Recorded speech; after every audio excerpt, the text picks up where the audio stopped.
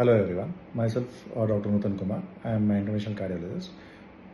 Today I will briefly cover hypertension from practical lens, how our approach has evolved from treating numbers to overall cardiovascular risk management.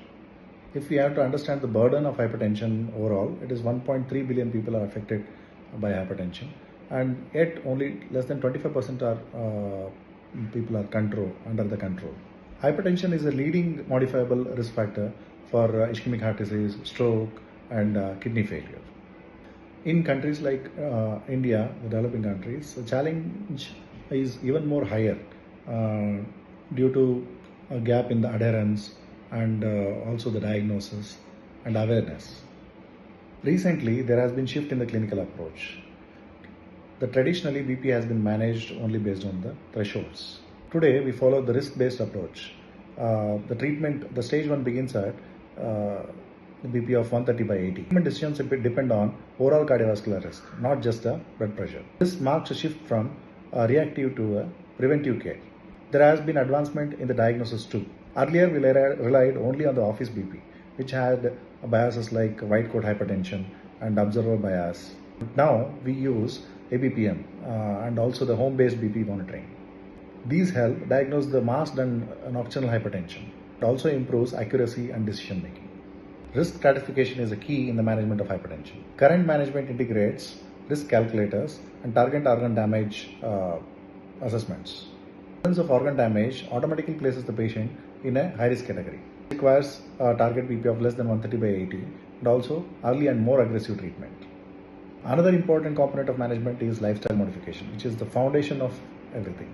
Lifestyle modification is essential for all the patients, which includes salt restriction and weight loss and regular exercise. The modest exercise will lead to significant BP reduction. However, lifestyle modification is alone not sufficient for moderate and high-risk patients. Current management or treatment strategies include early, aggressive, and simplified treatment. So the target BP should be less than 130/80. Usually we use single pill combinations, and active control should be within the 3 months of initiating the therapy. Backbone of our therapy are ACE inhibitors or ARBs with calcium channel blockers with diuretics, and beta blockers only if there is history of CAD. This approach improves speed of control, adherence, and cardiovascular outcomes. I would also like to throw some light on resistant hypertension, which means BP is not controlled even on medications of 3 antihypertensive drugs, including the diuretic. Very important to check the adherence and also to rule out the pseudo-resistance in such patients. Third fourth-line drug in such patients is spironolactone, which has strong evidence of controlling the blood pressure. Also, we should keep in mind some of the special situations, special conditions where particular antihypertensive or contraindicated or particular should be used. In case of pregnancies, we should avoid ACE inhibitors or ARBs. In case of diabetics, we need with hypertension, we need a stricter control, and ARBs play a very important role in reducing the renal failure. Especially in CKD patients, we should use ACE inhibitors or ARBs to prevent the early CKD progression to the ESRD. And also in elderlies, we should be cautious in the targets. So another terminology is the hypertensive emergency. So emergency means here the BP has gone very high, more than 180/220 with organ damage. So here we should bring down the BP gradually, and we should avoid a sudden BP drop with aggressive therapy to prevent the ischemia of the organs. So what's new in the treatment of hypertension? The device-based therapies.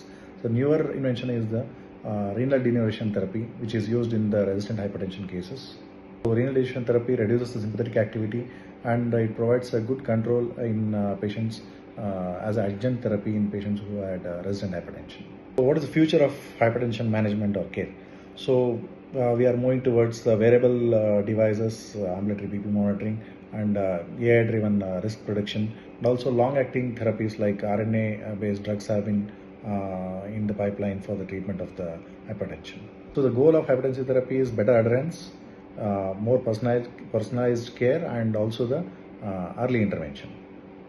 So the final take-home message I would like to give is hypertension management has evolved from just treating the numbers, BP numbers, to identifying the risks and managing the risk, and also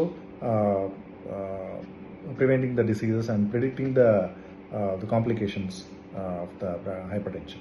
Today, our goal should be improving the adherence and improving the compliance of the patients, and early combination therapy, preventing the long-term cardiovascular events.